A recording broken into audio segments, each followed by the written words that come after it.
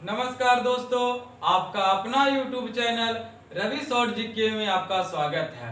तो आज है 28 मई और 28 मई से जितने सारे महत्वपूर्ण करंट अफेयर बना है जो हम आपके बीच लाए हैं, तो आप सीधे से देखिएगा क्योंकि हम वही प्रश्न लाते हैं जो परीक्षा में पूछने की संभावना रहता है। ऐसा नहीं कि हम 20 प्रश्न आपको बताएंगे जो आपका काम के लायक नहीं है, नहीं, सिर्फ हम वही प्रश्न बताते हैं जो परीक्षा में पूछने की संभावना रहता है। तो चलिए शुरू करते हैं।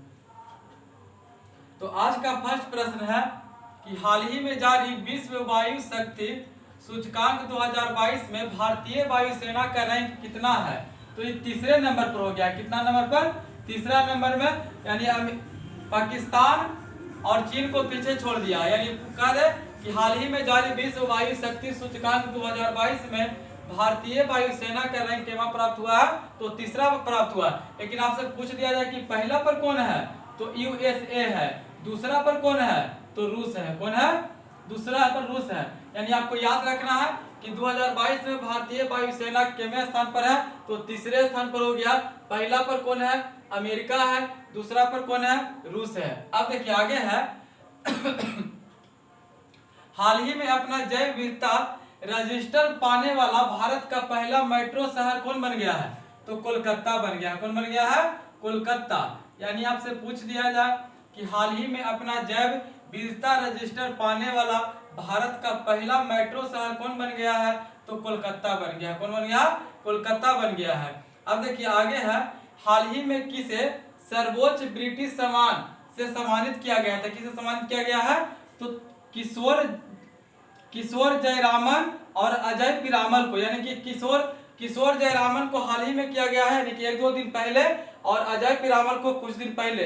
यानी कि हम आपको मार्च महीना में बताए थे कि अजय पिरामल को दिया गया था सर्वोच्च ब्रिटिश सम्मान, और हाल ही में किसको दिया गया है? किशोर जयरामन को। अब देखिए आगे है कि हाल ही में किसने भारतीय ओलंपिक संघ के अध्यक्ष के पद से इस्तीफा दिया था? कौन? तो नरेंद्र बत्रा। कौन? नरेंद्र बत्रा। यानी आपसे पूछ दिया जाए कि हाल ही में किसने भारतीय ओलंपिक संघ के अध्यक्ष के पद से इस्तीफा दिया था? कौन? नरेंद्र बत्रा। कौन? नरेंद्र बत्रा। अब देखिए आगे का प्रश्न है कि हाल ही में जारी टाइम मैगजीन 2020 के 100 प्रभावशाली हस्तियों की लिस्ट में भारत के कितने लोग शामिल हैं? यानी कि 100 प्रभावशाली लोगों में भारत के कुल कितने लोग हैं? तो 3 हैं। अब कौन कौन है? तो तीनों लोग का नाम याद होना चाहिए। एक है करुणा नदी, दूसरा है गौतम अडानी और तीसरा है परवेज खान। कौन है? परवेज खान। यानी आपसे पूछ दिया जाए कि हाल ही में जारी मैगजीन 2022 में 100 प्रभावशाली हस्तियों की लिस्ट में भारत के कुल कितने लोग हैं? तो 3 लोग हैं। पहला हो गया करुणा नदी, दूसरा गौतम अडानी, तीसरा हो गया परवेज खान। यानी इतना याद आपको रखना है। और देखिए अब हमें उतना टाइम नहीं मिल पा रहा है कि आपके लिए वीडियो बड़ा बनाए, तो हम छोटा ही बना रहे हैं। हो सकता है कि 1-2 दिन बाद सिर्फ अगले सप्ताह से सिर्फ सुपर मंडे का क्लास आएगा, डेली का करंट अफेयर नहीं आएगा। लेकिन सुपर मंडे में ऐसा लगता है 1 सप्ताह का 100 प्रश्न कम से कम डालेंगे उसमें, तो आप देखना ना भूलिएगा। और टेलीग्राम पर तो टेस्ट होता ही रहेगा, उसको होमवर्क मिलेगा, हम हेड राइटिंग लिख कर दे देंगे, अपने हाथ से लिख कर देंगे, टेलीग्राम पर भेजेंगे।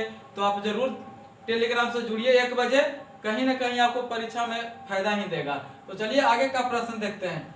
आगे का प्रश्न है कि हाल ही में किसने वार्षिक इंडस्ट्रियल रिसर्च अवार्ड 2022 जीता है? तो कौन जीता है? तो ए गोपाल कृष्णन। कौन?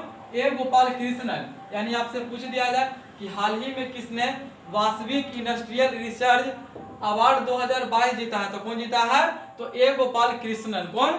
ए गोपाल कृष्णन। अब देखिए आगे का प्रश्न है कि हाल ही में किस राज्य में माया पीटवाई पर एक जहरीले सांप खोजा गया है? तो कहाँ खोजा गया है?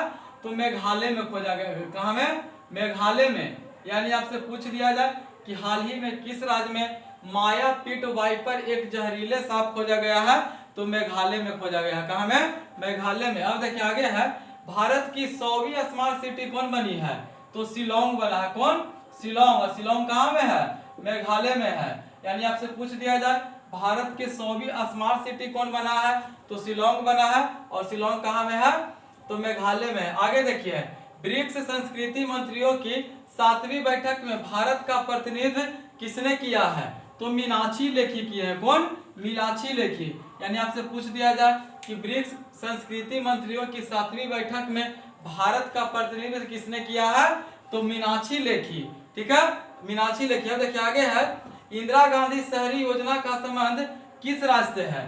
तो ये राजस्थान से है। कहां से है? राजस्थान से।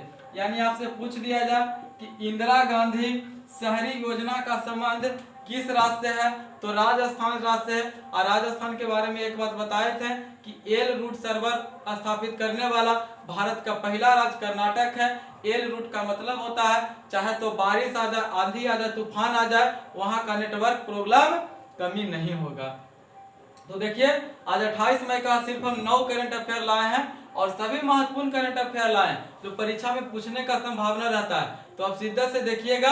अगर हमारा वीडियो अच्छा लगता है तो अपने दोस्तों के पास शेयर कीजिए और हमारे चैनल पर पहली बार हैं तो चैनल को सब्सक्राइब करना न भूलें। और हमारे वीडियो के अंत तक बने रहने के लिए बहुत बहुत धन्यवाद। जय हिंद, जय भारत।